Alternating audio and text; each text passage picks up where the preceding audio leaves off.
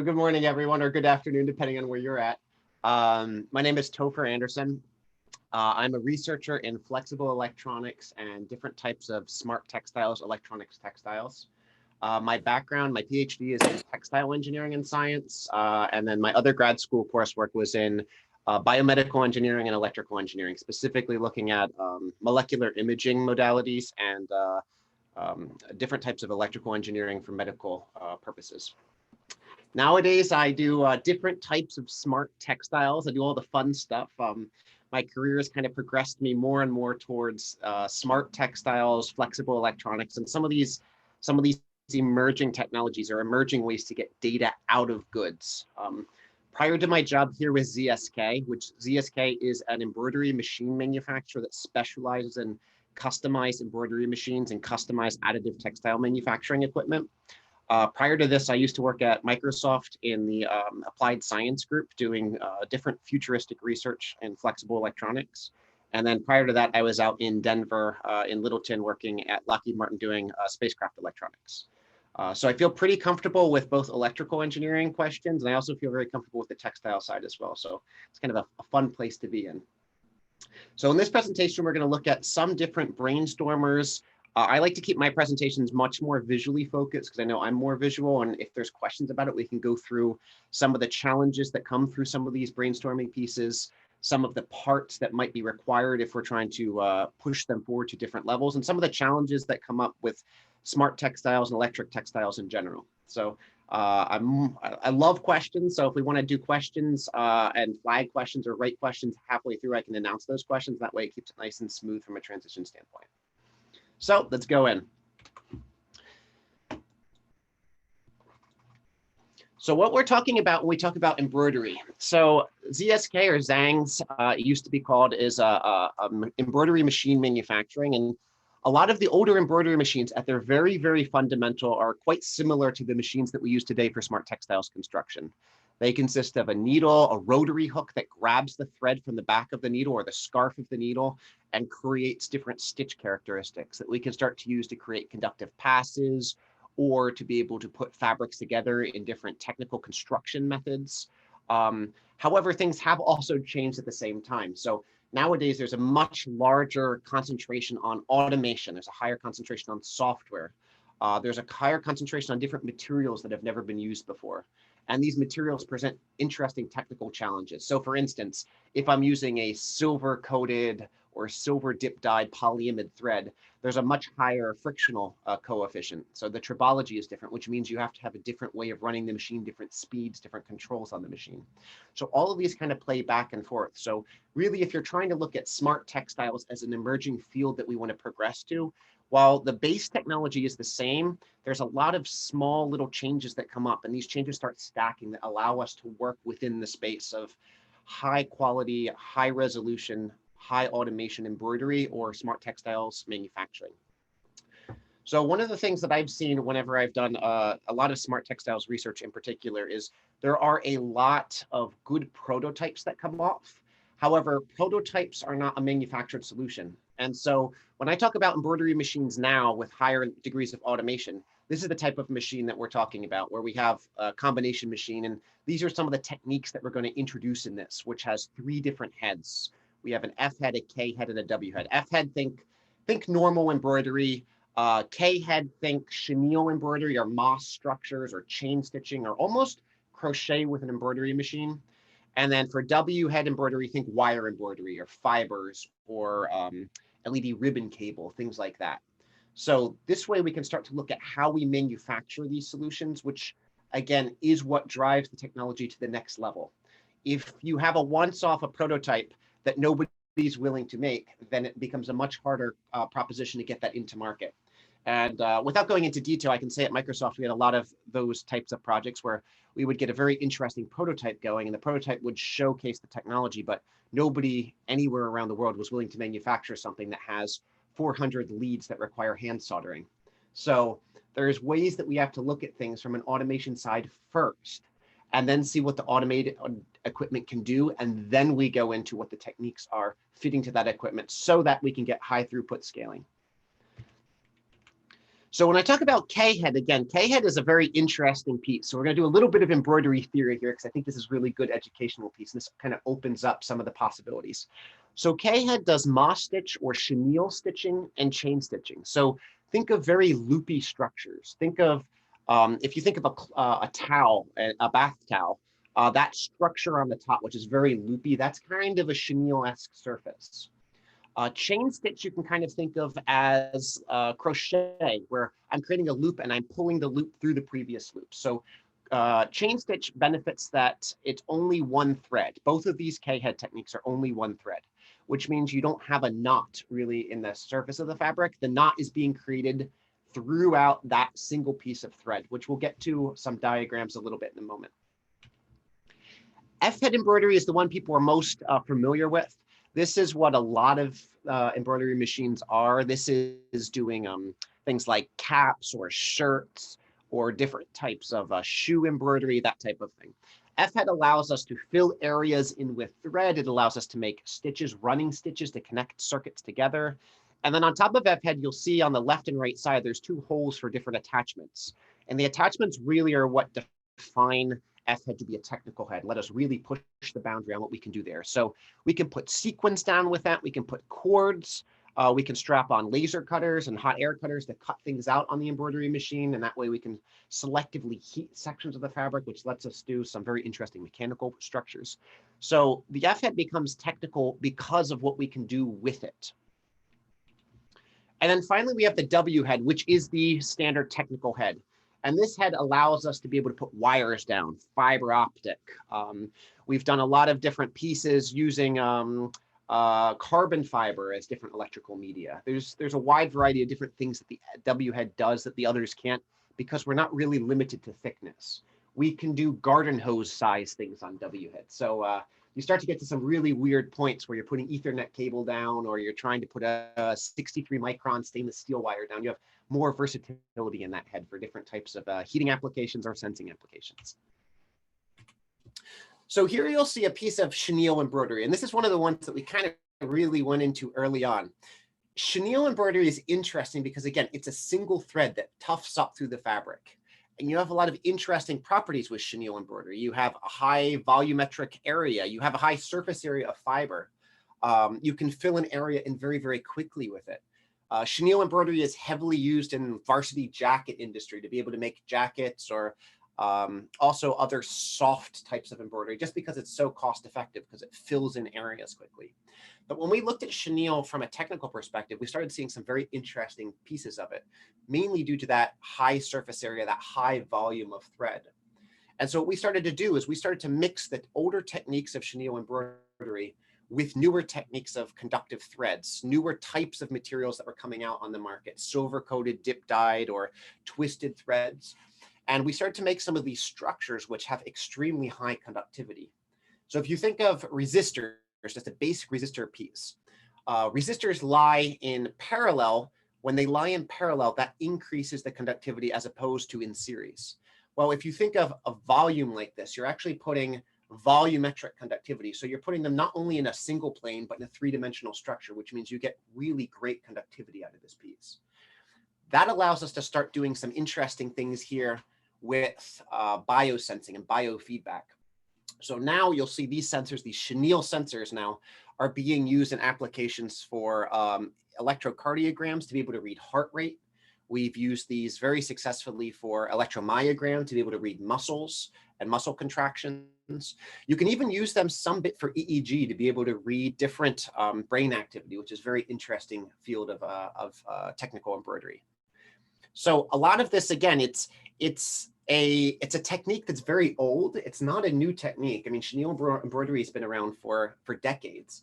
However, the ability to change some of the sensitivity of the equipment, to be able to change the software of the equipment, and to be able to add the high level of detail that we need to be able to create these, allows us to really tune these into interesting technical solutions that are very cost effective and made at a very high scale. And so looking at that scaling aspect of using these different materials and being able to tune the machine is what lets us really push this forward into a technology that is quite exciting to get a very low cost EMG reading that is very comfortable, it's soft, it sits against the skin.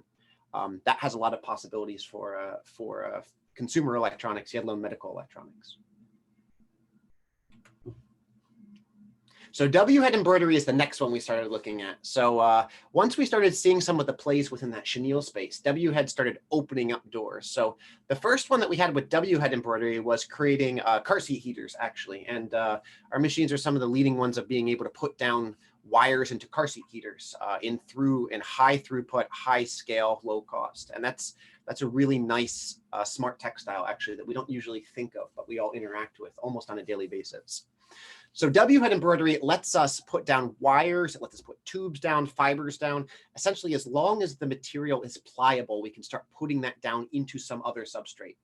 And so you'll see over here, the base area, the base theory behind W-head is that we have a material of fabric or plastic or some other flexible material. Actually, it doesn't even have to be flexible. We've done it with different types of woods and pegboards as well. And then you have a functional fiber, which is our wire or tube or carbon fiber. And that is moved controllably onto this piece and stuck down with a needle. And that needle essentially creates a zigzag or basket stitch over top, putting this fiber into that material. So there's a lot of plays of different materials we can use here for the fabrics. One of my favorite that I pull up is we've done cheese embroidery as a fabric. So if you can go all the way out with gelatin sheets, it's another one that we've done a lot of work with, all the way to traditional fabrics, plastics. And for functional fibers, again, if it wraps around a spool, we can try to put it down, which is kind of a neat piece that opens creative doors there as well. So here you'll see a couple quick examples of heating wire over on the left-hand side. In the middle, there's a lot of biomedical applications with fiber reinforcement for scaffolds for tissue engineering. And then on the right, we can put different mixed materials. So we can mix carbon fiber, glass fiber, fiber optics down. And that allows us to create some interesting structures too that maybe have some visual aesthetic that we like, or maybe they can detect how much strain or how they're being moved in real space, which can be an interesting smart textile as well. So another one that I briefly introduced was heating wires, which is another common smart textile. And so here you'll see something called thermal heat shaping, where we are able to put down different wire densities with the machinery in different patterns to be able to help heat areas that are most exposed to the cold and allow areas that are most insulated to have less heating, which allows you to have a more comfortable feel throughout. And so this is kind of a quick demo prototype to kind of show the possibility of this in flat pattern. The exciting part about the equipment is that we can change from piece to piece, size to size, pattern to pattern. So we can use this equipment to very quickly do design iteration for different user cases or different modalities even of heating, different material selections. So those types of flat patterns go into different types of goods. Here is an Antelope Electro Stimulation suit, which is a startup we've done some work with. This suit has actually chenille embroidery and a couple other types of embroidery in it to help essentially warm muscles up before you start running, with the goal being that if your muscles are warm, you're going to have less ability to get different impact on those, essentially less problems actually after you run. So the way this works is actually like a TENS device. It gently shocks your muscles, and that actually starts stimulating them and warming them up. Here you'll see kind of some conceptual jackets of heating jackets where you put that heating wire inside of it. And this is a neat way of being able to work within that space of, again, what can I warm and what is the important piece conceptually that I'm looking at? Is it heating? Is it getting data out? So another one here is, this is looking at bike seat from a composite standpoint. The bike seat is, again, using carbon fiber as the piece. And you'll see here is the piece that comes out of it. But what we do is we put carbon fiber down in different patterns. And it's the same kind of technique that we use for that wire embroidery. And this allows us to change the mechanical properties as well as the electrical, because carbon fiber is a very good conductor throughout the fiber. Across the fiber, it's not as good. But throughout the fiber, it's a good conductor, but it's also very good at a high strength to stiffness ratio. So we can start creating not just electrical pieces, but also electromechanical pieces or pieces with mechanical considerations as well. This also allows us to put things like electronics in mechanical pieces, which is a whole nother realm that we have different topics on that we could do for a different time. When these pieces come out, again, it's a solid piece that we have control over the mechanical properties. So this bike seat is created in such a way that we have control over how much flex there is in the wings and how stiff it is in the longitudinal direction. And that allows you to have a more comfortable bike seat that has some shock absorption, but also it doesn't feel like you're riding on a rubber band, which is highly undesirable too. To get back to that smart textiles realm, we also kind of go into the circuit board stitching area. So I've already showed you some of the pieces of copper that you'll see here on the right, but we can also use more modern materials to be able to do this too. So conductive threads, silver coated threads, polyamide threads. And so with our machines, we have a high accuracy on the machine, which allows us to automatically stitch into these small holes to be able to create the electrical connections. And this removes an enormous amount of problems that come up in smart textiles with soldering and high solder connections, which is probably one of the, I would say one of the top 10 problems in smart textiles is using these different soldering joints so that we don't have to hand solder pieces. We can also do different mechanical connections as well. So you'll see there's mechanical connections here. And again, this is an early test piece, so I can show you some of the more modern ways of doing that. But this allows us to hold the board mechanically into the fabric so that we have both a mechanical adhesion to the fabric as well as the electrical connection. And this happens as an automated step. So there's not a human hand connecting anything here. And that's where the real value comes in.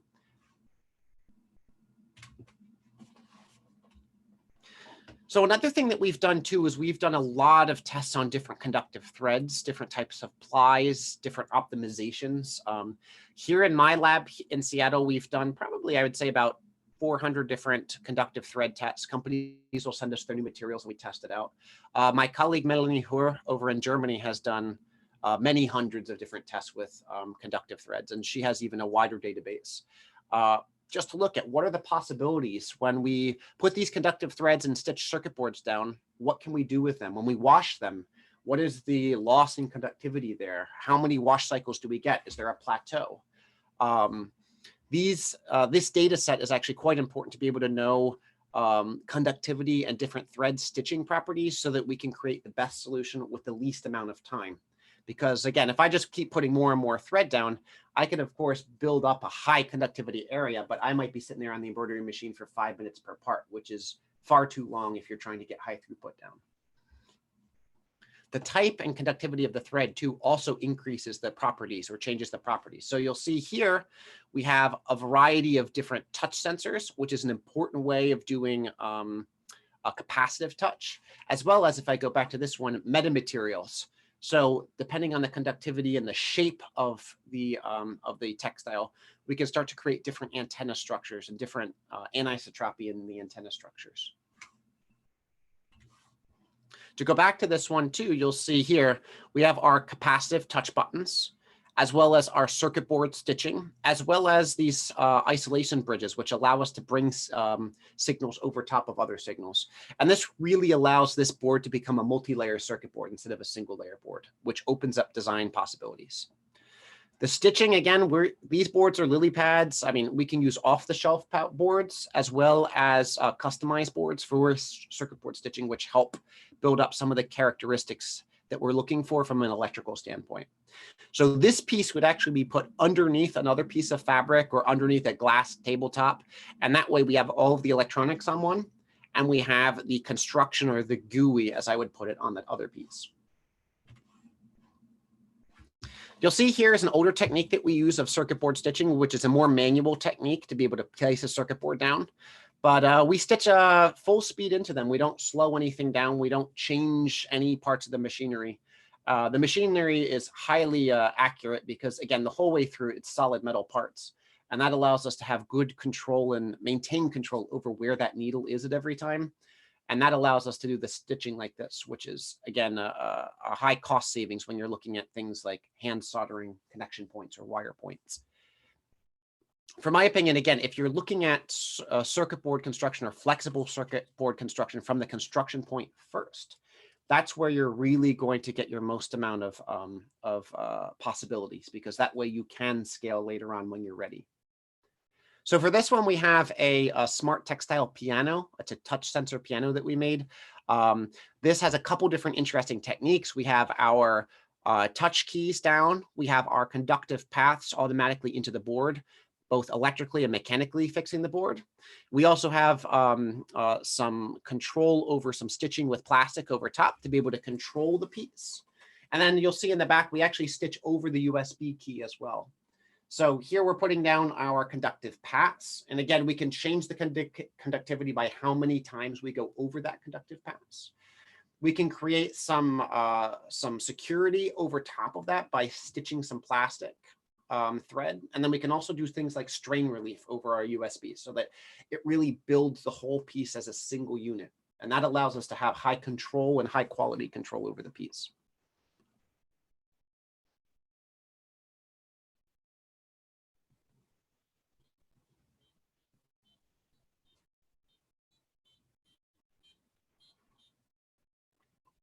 So for this keyboard, I've showed this out because that's a really good piece and a good way to kind of show off different capability. In this one, we're looking at a very different demographic. We're looking at what the future of autonomous cars might look like, which is a very big one in the news right now, even today with the GM Microsoft announcement. So if autonomous cars are the future thing that's coming up, we're starting to look at ways that we can functionalize fabrics in the autonomous car. How do we start to use this this new interactive modality so that we can start to talk to cars in a more comfortable way? How do we start to build things into the fabrics? Because if there's not going to be a driver, you can't tell the driver to turn the radio on. You can't tell the driver to turn the heat up. And you're not going to want to be on your cell phone scrolling through 50 different screens to find the one that has heating in it. So it's much more intuitive to be able to sit anywhere in the car and just press, all right, I want the heat up here, or even have your own settings sync to the car so that your cell phone essentially Bluetooth connects to the car and says, you know, this button for me is temperature, or maybe for somebody else, that one is volume control. And so this is actually a 2-layer system here that we've used to be able to model some of this. This 2-layer system allows us to create the visual aesthetic on the top in the leather embroidery, and that can be changed out based on colors of the seasons. For right now, for a COVID standpoint, I mean, you can wipe away the interior or actually replace the interior, and it protects the electronics underneath, which are the higher value added piece, where we can put all of the individual different types of sensors that we're using or interactive objects in one layer underneath. And you'll see from this layer underneath, we have swipe sensors on the left, we have push button sensors on the right, we have LED sequins, which we'll get to in a minute, and we have the circuit board stitch. So this is a fully automated piece that comes off the equipment, which is what lets us be very cost effective with the manufacturing of it. And that also allows us to use the embroidery equipment to customize this as we need for different design requirements or different conceptual requirements.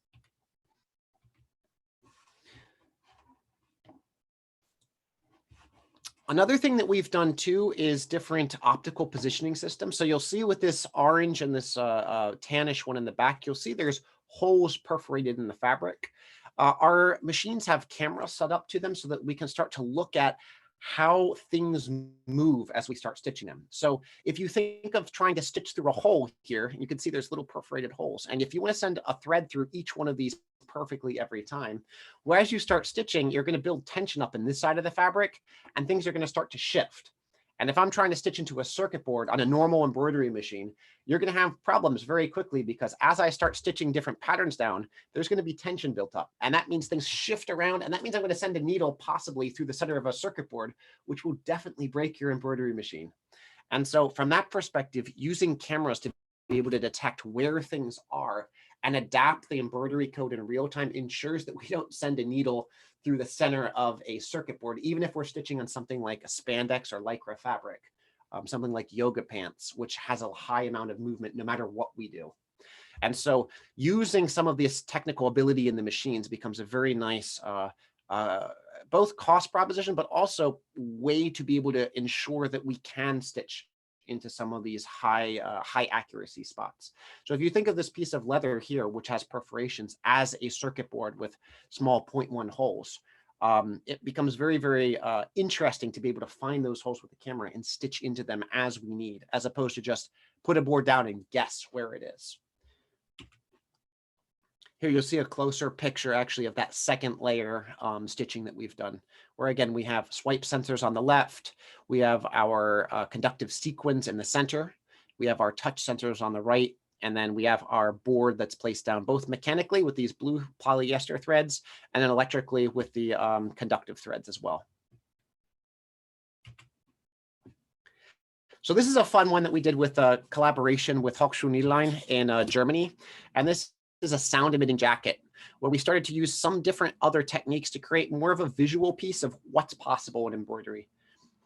And so the point of this one is more of a fun project where we're doing textile speaker coils, we're doing different touch sensors, where in this jacket, wherever you touch on the jacket, you're going to be able to create different sounds in that jacket. And so again, this is a more conceptual piece to look at some of the possibilities in embroidery, both visually, but also technically. So as you start connecting these different buttons or touching different things on the jacket, you start to be able to create and close the circuits, which lets us make different interesting sounds. And so this is one of the ideas that took me actually a little while to kind of warm up to. So when I was really getting into smart textiles personally, I came from more of a background of spacecraft electronics, where you're starting to really look at how densely you can put things down. So I was looking at high density interconnects.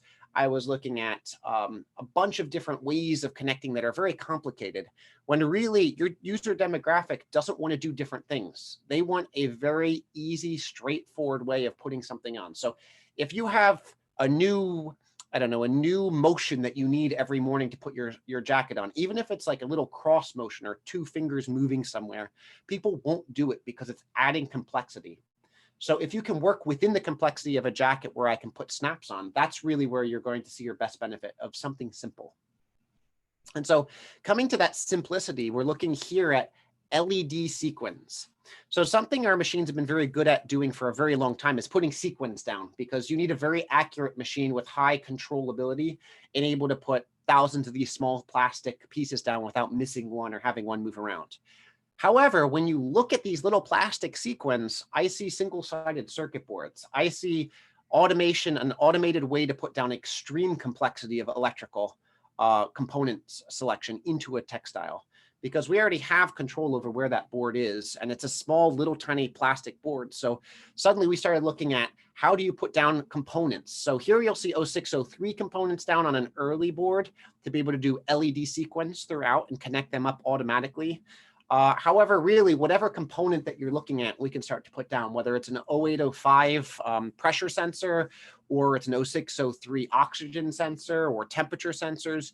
This allows us really to turn these embroidery machines into textile pick and place machines. And that really has a lot of possibilities, I think, to be able to build complexity into the fabrics. So we're not limited to just single-sided circuit boards of LEDs anymore.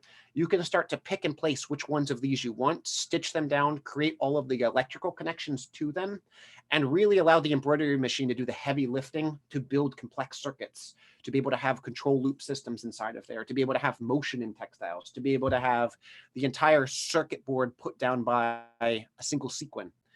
Limitations on sequins, we can go sequins as small as 2 millimeters all the way up to 19 millimeters. So at 19 millimeters, you can put a whole Arduino down on here, and that allows you to put the circuit board down without people in the process.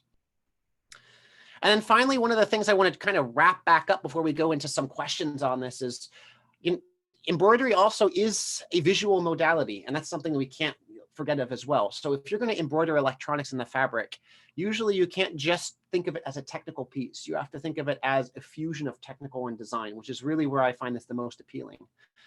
So as that's the case, we start to look at how do we put the electronics into fabrics and make them beautiful? How do we start to work within this design, engineering, technical realm to be able to create not just functional fabrics, but functional fabrics people want to use and they want to see. If you already have a piece of fabric strapped into an embroidery frame, there's really not too much extra cost to be able to make it beautiful or to embellish it. And that's really where you start to see these fusions of technology come out that really drive this from something that is maybe would just be a technical construction method into a beautiful method, and that we don't need to hide it. We don't necessarily need to make multi-layer boards. We can put the electronics directly into the fabric themselves and let the fabric do the talking and let the fabric do the speaking and interaction.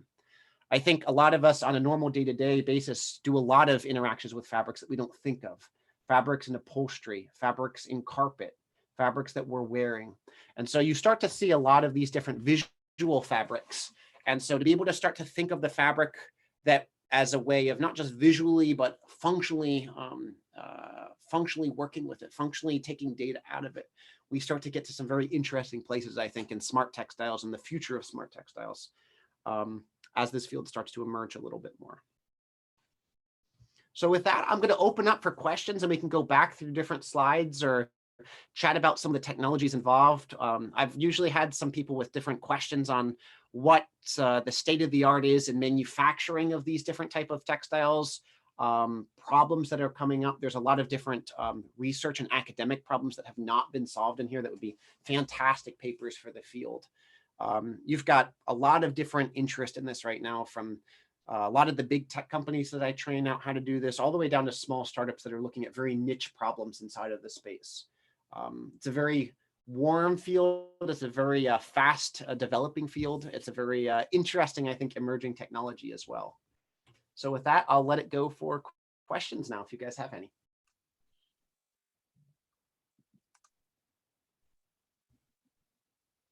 Well, Topher, this is fascinating. Thank you. So how far away are we from taking, I don't know, a typical electrical CAD tool, right, that creates, you know, solder masks and vias and traces and all that and components, and saying, here, make this for me on fabric? Yep, that's a great. So in the regard of tools, there are, what we use for our software is it's a program we called EPC Win, or Epic Win, actually. Embroidery punch code Windows was the old, but I like Epic Win now. And that allows us to take things like DXF drawings, line drawings, and apply stitches to them in a semi-automated way. And there is more and increasing development on how do we automate that. From the standpoint of smart textiles, though, being able to design these circuits is very, very similar to the way I design a circuit board in Zukin or in Altium. There's not that much difference there. There is a little bit of difference in how we lay things out. Because again, in circuit boards, we have a little bit more ability to do things like multi-layer boards in which we can get really high density, whereas there's area on the fabric that's going to be consumed by the circuits that we're putting down or the LEDs that we're putting down. From a standpoint, though, of functionality, I mean, there are companies now already using this technology for scaling and going through. We did one, not with this type of technology, but another constructive technology this summer that's scaling at, I think, around 20 to 40,000 parts a week right now, which is pretty exciting to see that come through. So it's no longer really a academic pursuit, but it's actually being used now in industry for batch construction, medium-sized batch construction. That's great, interesting. Mark, imagine if we taught wearable tech, and one of the possible construction techniques, right, is to do your design, prototype it, and have it manufactured. My gosh. Well, that's one reason we wanted Topher to start this semester early, because we're running wearable technologies class with 40 some odd people in it. And I'm hoping to inspire some people to look into this. Topher, I had a question. You referred a lot to circuit boards and how to fix the circuit board on the fabric and how to connect the conductive threads to the. To what extent can we do away with circuit boards and actually make the electronics part of the yes, part of the fabric? Yes, I think that's a really interesting question in the regards of, I think, the transition of this field of embroidery and transition of the field actually even larger of smart textiles. So to me, for smart textiles to become a ubiquitous technology that we all wear on a daily basis, I think we have to have products out that people start getting used to the feel of them and starting to get used to the thought that fabrics can collect data. And so from that standpoint, I concentrate more of my time in the I would say, the lower hanging fruits of getting things out. So such as circuit board stitching, which is a fairly easy, straightforward tech that we've developed. Now, if we start looking at actually embedding the electronics into the fabrics, into the fibers, that is a very big area of research. I've got some research collaborators and colleagues that are looking at putting electronics into different threads or filaments or other things. The benefit of that is that the fabrics then do have all of the electronics in, and it is definitely technically possible with the tech that we have. It does add an extra level of complexity there, which right now when I think when you're trying to make a technology more ubiquitous, you take the easiest case in, which I think is, again, using what people are familiar with and finding applications in that space. However, with the thought of putting the electronics directly into the textiles, I don't think that's that far off. And actually, there are some companies doing that in some very niche and simple ways, whether it's things like RFID coils or things like LEDs. That's one way that we can start to build them. Well, like in your sound emitting jacket, you said they were this sort of basically voice coils that you stitch. Did I understand that right? So what's vibrating to make the sound is the fabric itself? So essentially there's a magnet, there's a magnet that goes in response to that voice coil, and that's how you get some sound out. Now, the problem with those voice coils, and there is a bit of a problem there, is that fabrics by nature absorb a lot of vibrational energy. Right. And so you need a stiff resonator to be able to make that work. So it's not an end all be all solution, but as an academic proof of concept, I thought it was quite interesting. Sure. And then between electronics that are fabrics and circuit boards, there's the flexible circuit boards. Yes. You guys played with those too, I assume? Yes. So polyamide boards, single-sided, double-sided polyamide boards are a great way to start stitching and putting electronics in. Flexible boards like that, I mean, that's the predominant technology now for most wearables. It's well worked out in the regards of solderability, what the fatigue lifestyle is. You start to see things like the Microsoft Duo phone, which starts to spread out and have that live hinge. The problem with those, though, in my opinion, is that if you're doing larger pieces, you have a very high cost to surface area. And so if I'm trying to make something like drapes that are smart textile drapes that detect the temperature and open and close as the heat comes into the room, a large polyamide board like that's going to cost tens of thousands of dollars. Where I can put some conductive thread into that, and that would be something we already embroider on drapes, so it's a drag and drop there. So there are niche pieces where the two kind of fit together. From flexible boards too, sometimes their fatigue is not as good as the traditional FR4 boards. So if you're doing something that has a high vibrational environment or something that's going to really fatigue a lot, I usually will go with something like a conformal coated FR4 board, especially if it's going to go through the laundry cycle or whatnot. Got it.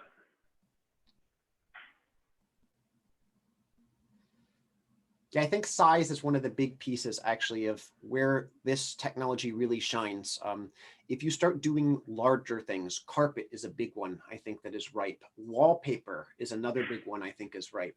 That's where you start to really interact with spaces in a very large way, but a very low cost way that adds a lot of data. So if your chair can detect how many people have sat in it, how many times it's been used, that can flag it for, hey, we need to replace this. Or again, COVID's brought some interesting opportunities as well, being able to detect, this chair has been sat in by 15 people. This needs to be disinfected now. Or this chair has somebody that's sitting in it that has a fever right now. Maybe we should start to look at what's going on in this hospital setting. So I think the fabrics they're using larger fabric pieces is really where it's at. The wrist space, I think, is very saturated right now with more traditional technologies, polyamide boards, overmolded pieces, that type of thing.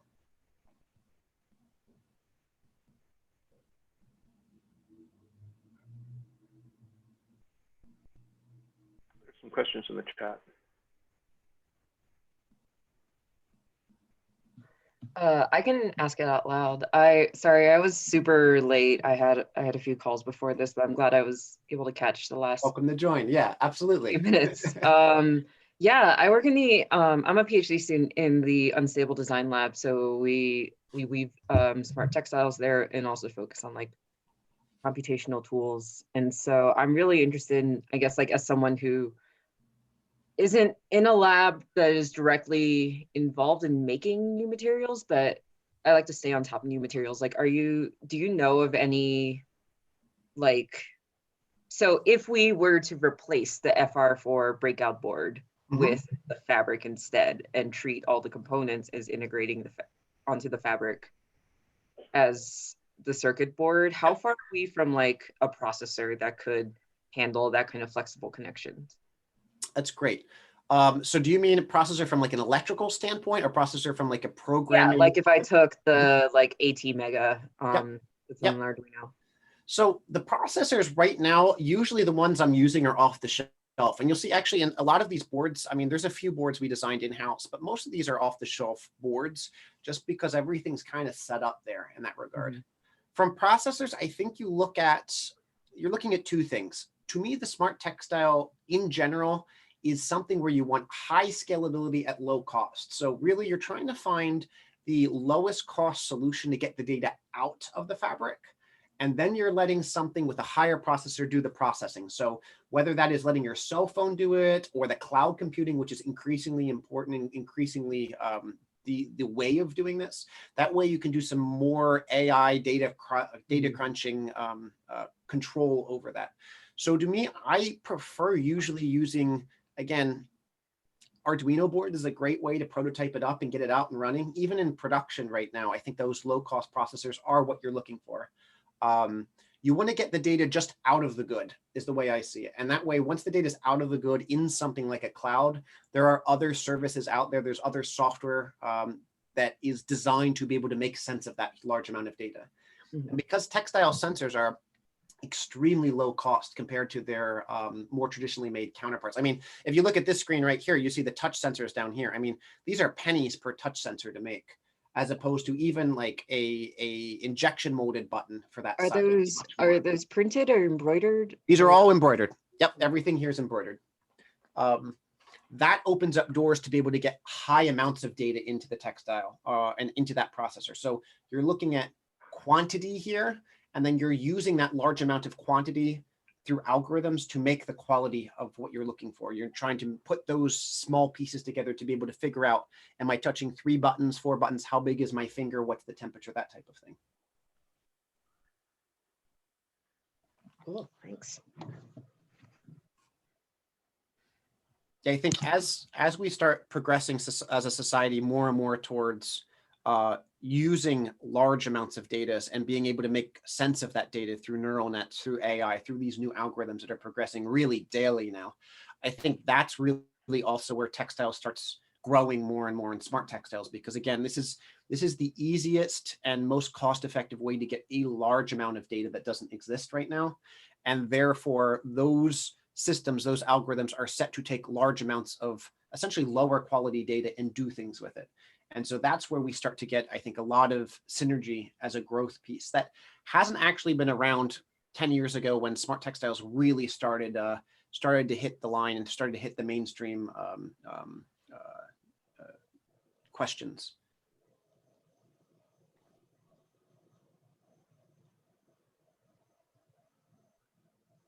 I've got a quick question that I think will tack on to Chenille's question, which is, I know that there have been a couple papers published in the last couple of years around like doped silicone transistors being used outside of their like plastic casing. I'm curious if you have any thoughts about that or if you've seen them at all. So there have been a couple papers. There's a couple within the textiles field that were interesting. There was one on transistor threads. I think that came out of Nottingham, if I remember correctly. And there's a couple others in that realm. I think there's a lot of research there. Again, in this is total my research opinion. If you start with things that are already out there and essentially easier off the shelf pieces, you can start to build up the complexity where later on you start substituting those higher tech ideas into them. I don't know of any commercial product right now that is using like transistor thread or some of that higher tech textile materials right now. I think a lot of that is still in research and development. I think from a standpoint of being able to create, that would be very interesting long term. I mean, if we go back to the history of the space shuttle program, there were textiles that helped hold some of the memory in some of the initial spacecraft. And so therefore textiles does have a part to play inside of that. And long term, you have so much surface area and you have so many overlapping paths there that there is an interesting play to be able to put the memory directly into the textile itself. However, again, personal opinion, I think we're still quite a few years away from that. And that there is other ground level research in the field of scaling automation creation that needs to happen first before we can start to apply some of those other pieces. Now, with that said, it will be an extremely exciting day when we start to have the cloth itself do the computations for you. And I think someday we will get there. And I think that's kind of the end goal or the ultimate goal of smart textiles is have the cloth do all of it in the cloth. But yeah, again, I think we're a bit far away from that right now, unfortunately. Yeah, well, but to push on that, that's exactly where university labs should be. There should be federally funded research in moving us towards that point that leverages the level of technology that Absolutely. you guys can do, right? I mean, that's, yeah. Absolutely. I wanted to ask you about thermochromics. Have you, Yes. I'm sure, yeah, thermochromic threads or electrochromic threads or Yes. color changing stuff. Absolutely. There is, so color changing is one of the ones we've got quite a good bit of interest in, specifically because we can start to put the heating elements down in different patterns that are interesting to those thermochromics, and we can overlap the patterns so that we can actually create different displays of different regions, which allows us to do a lot of stuff with embroidery that you can't really do with knitting. You can do a little bit with weaving, but embroidery really lets you have that high degree of control.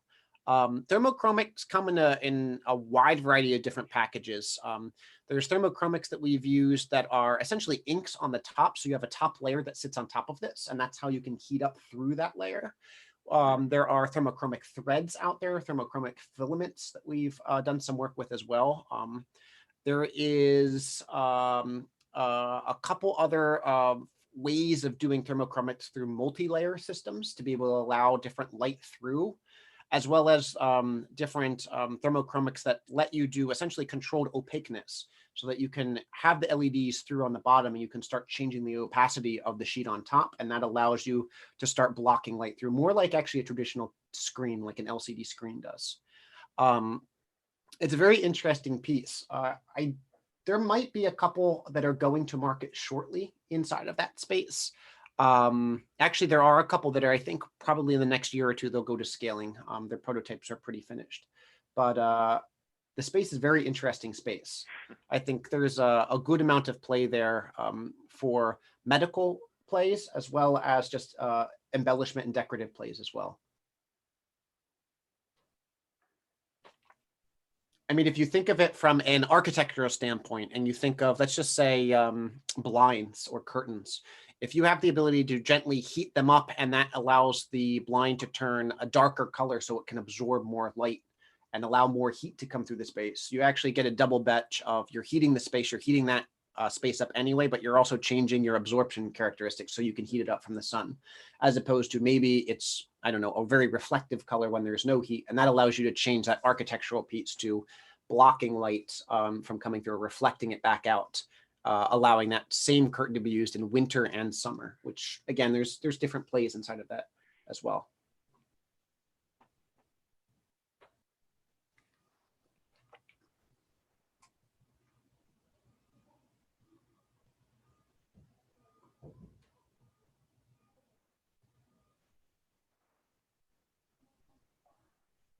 All right, I seem to be dominating the Q&A. I don't want to be, but time clock is ticking. Shape changing, so pulling and stretching and Yes. molding and unmolding.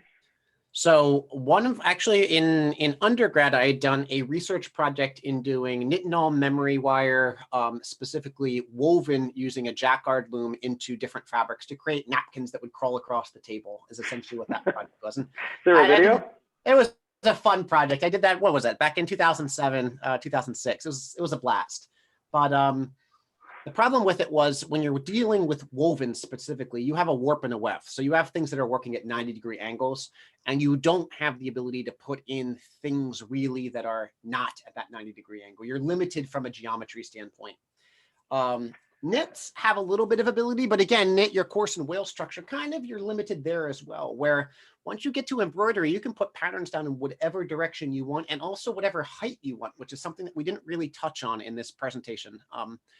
So with height, you can start to build up thicknesses, and that allows you to get that base height cubed for your moment of inertia, which allows you to pull things and make areas of fabric more taut than other areas of fabric.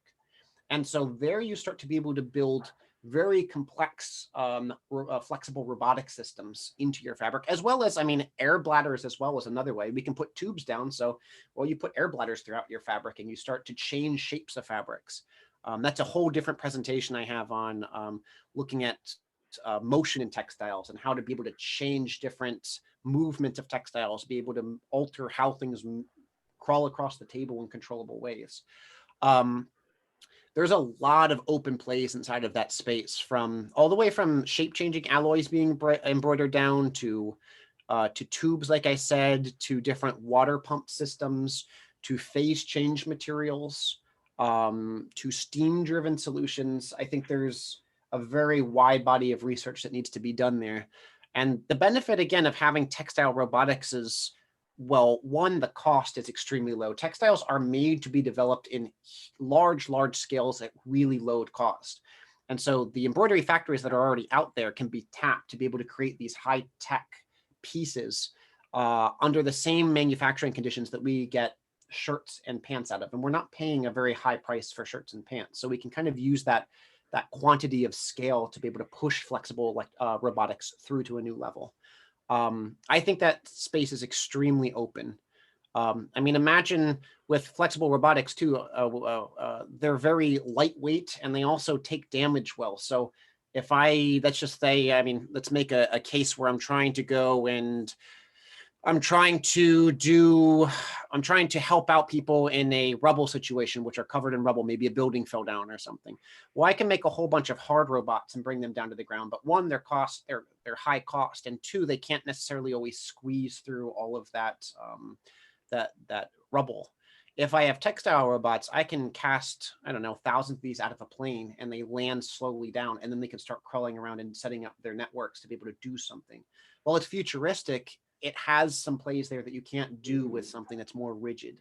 And so I think flexible robotics is a huge space that's coming up in the next probably 5 to 10 years as we start to get more and more IoT devices and more requirement of interacting with our services, not just getting data off of them. I mean, Topher, I'm getting excited. I mean, I like the jacket with a different animal, but I want it to be a stuffed animal that I can reconfigure. Now it's a snake, now it's a lion, Yes. so change the shape and then change the different sound or different action. I love it. I absolutely love it.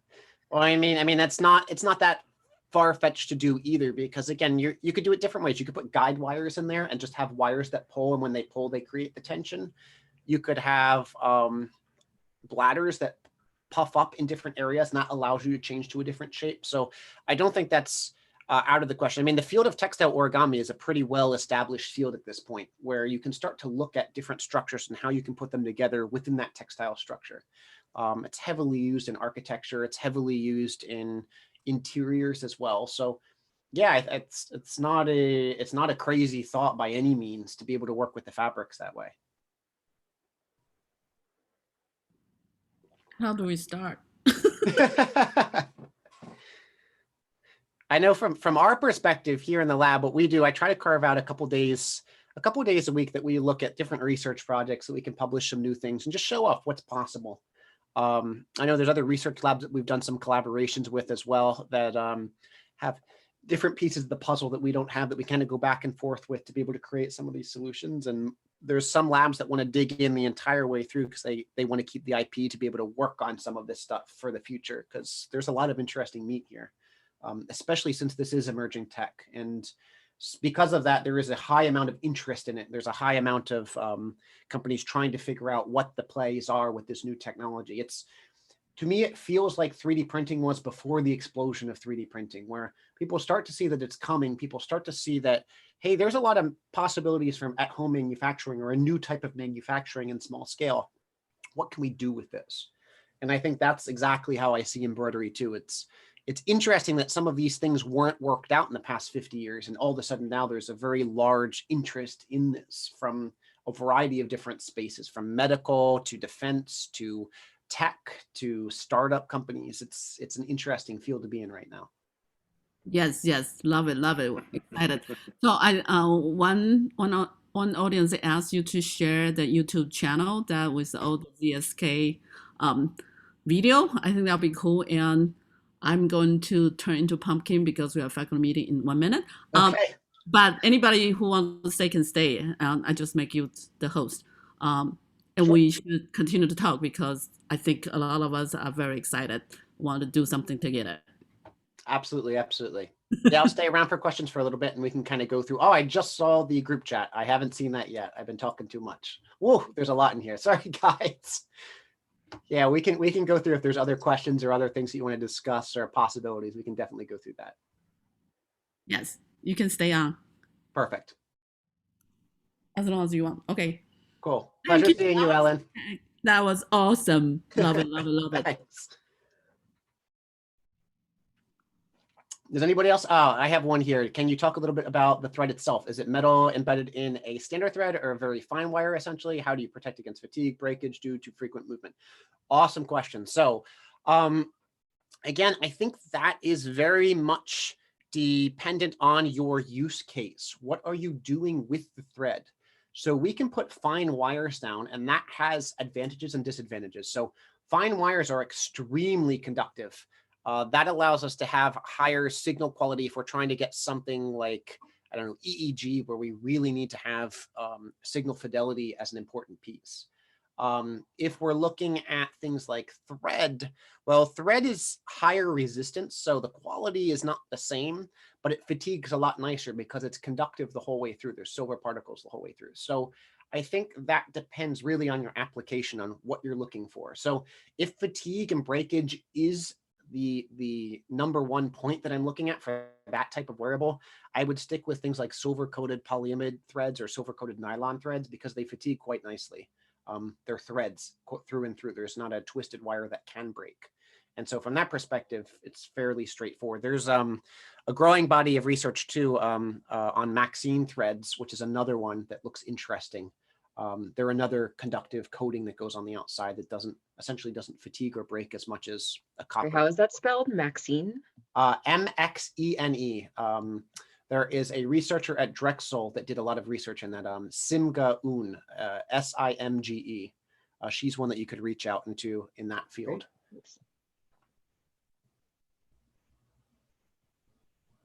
The conductive threads, there's a lot on the market right now, and they all, I mean, there's not an end all be all for conductive threads. They serve different purposes. Some of them are high resistance, which are good for heaters. There are some that are ultra low conductivity or I mean ultra high conductivity, excuse me.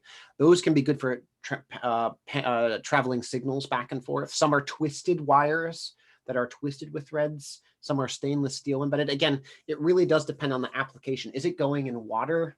Is it have to go through a laundry cycle? Is it just interfacing with skin?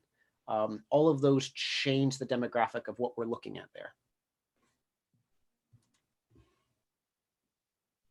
That was a great question. Talking about 3D printer revolution, do you see something similar happening with these embroidery machines, sewing machine designed for smart textiles or e-textiles? I've started to see a lot of interest in this. And it's a mixed bag. I've seen after this, a lot of researchers, especially some students of mine, have tried to do this on traditional sewing machines and then have gotten frustrated actually in that, hey, I keep trying to do this and I keep breaking needles or breaking parts on the machine. This doesn't seem like a real technology. And again, these presentations, there's no magic in it. It's just the machines are designed to be able to do this with high accuracy components, metal the whole way through. Whereas a traditional like off-the-shelf sewing machine has a lot of vibration in it. There's plastic parts in there that don't have that same level of quality. And so again, part of it is having the right equipment to be able to do the job that you're trying to do. Otherwise, it gets frustrating to be able to work through.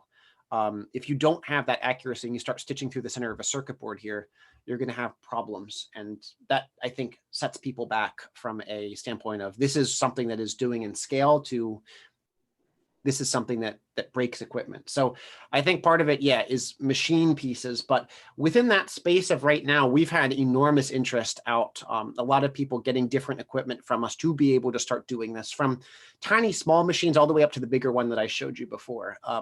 Household machines. We have some small machines that people have brought home and run at home for this type of thing, for quick developments or quick production or quick research projects. There is interest right there. There's enormous interest right now. And yeah, we like to kind of see what people do with it. Again, from a business standpoint, we just like to show off what we can do. So everything that we do, we pretty much publish out right away as soon as we make it, so that other people have access to this, so they can start using the tech in their own pieces and to be able to start exploring what can you do with smart textiles and embroidery.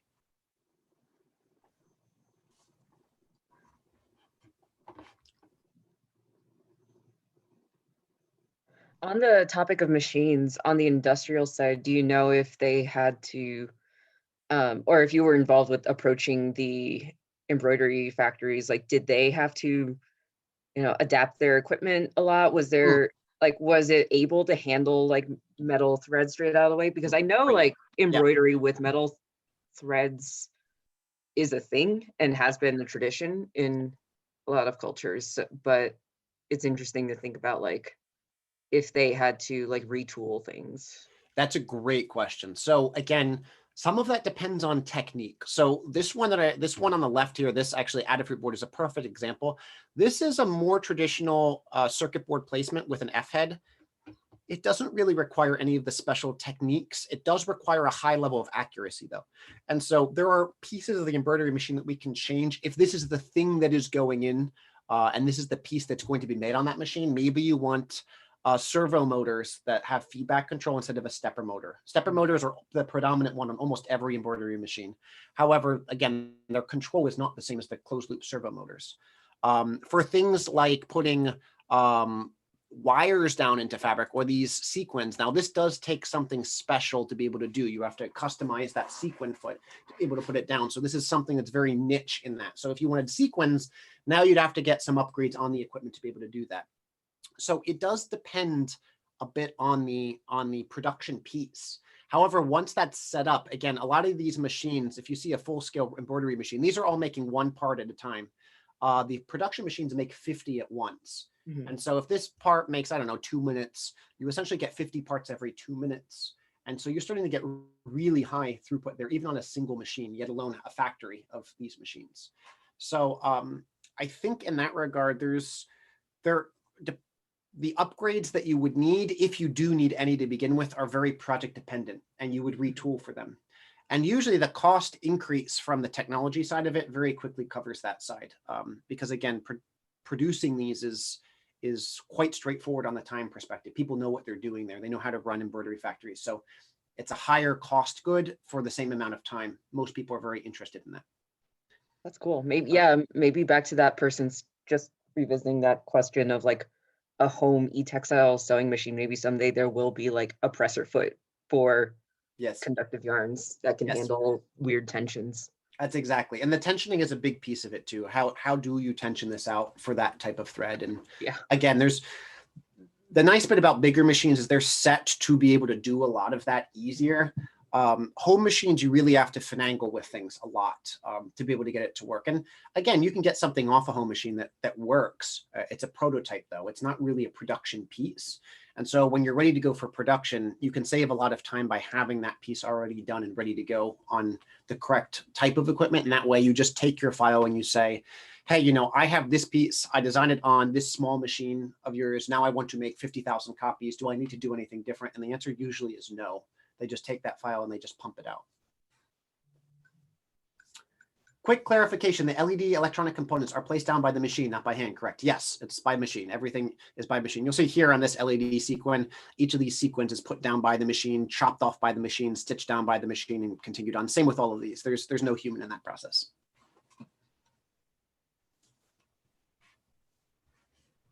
Let's see what other ones we have in here. Paraglider, I like that.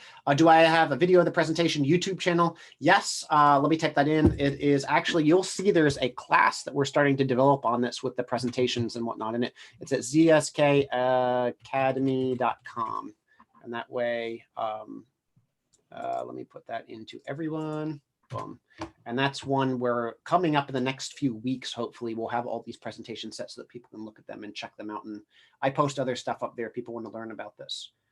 We do have a ZSK Academy YouTube channel too. That's a work in progress as well. Spacesuits, feasible with the engineering expertise from Biomedical. Exactly.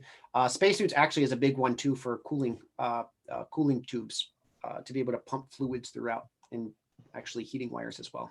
If we treat the fabric as FR4 board, how are we fabric processor? Yeah, we briefly missed that. Thermochromic inks. Yes, we did that.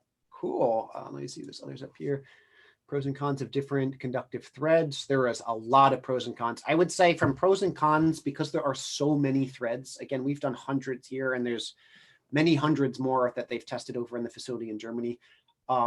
It really is application specific. If you have an application, you can go to an expert and they will help you down select a conductive thread for what you're looking at, because there is no end all be all thread.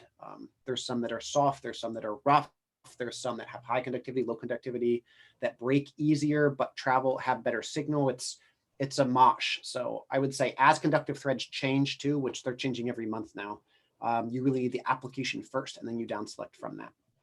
Is chenille similar to punch needle embroidery? Do punch needle textiles exploring punch needles as a technique for sustainable?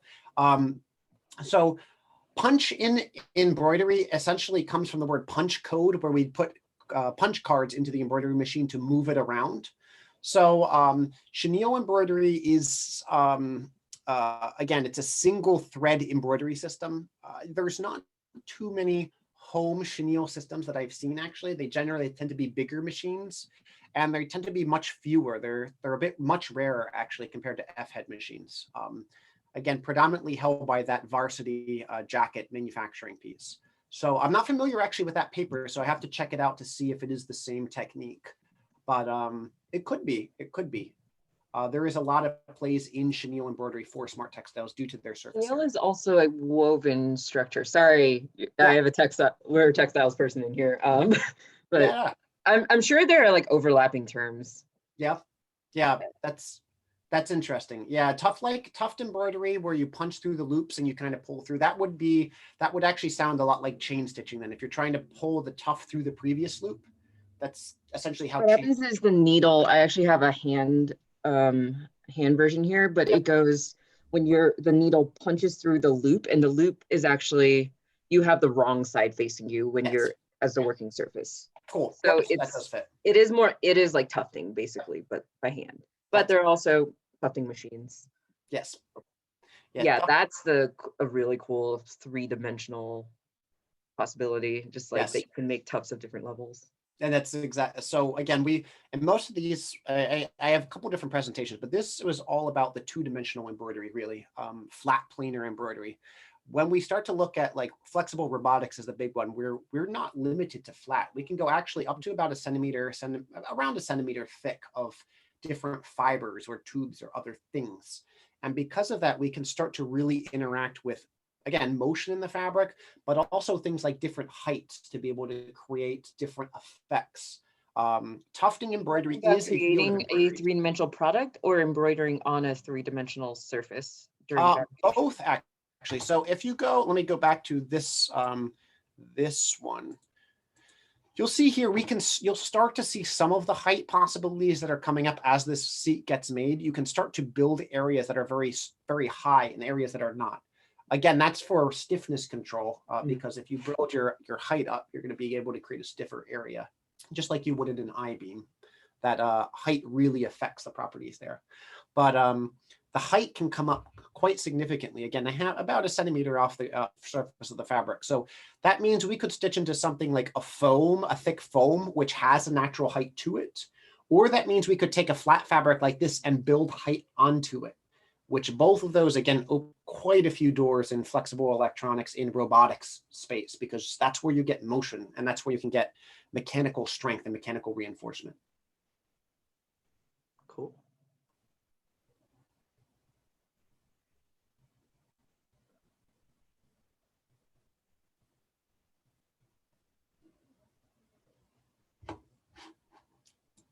Are there any other questions before we continue and call it for a day? If you guys have any, feel free to shoot me an email, t@zsk.com, and I will send you what I can, and I'll try to hook you up with some more info. But yeah, I'm super into this field. This has got to be the most exciting thing I've worked on ever. And so I love getting to talk about it and show people what we're up to, collaborate, and just kind of push this field forward. Because again, I do see this very much as the future of flexible computing and the future of getting data out of things that we interact with. So yeah, I think it's the blast. I think it's great.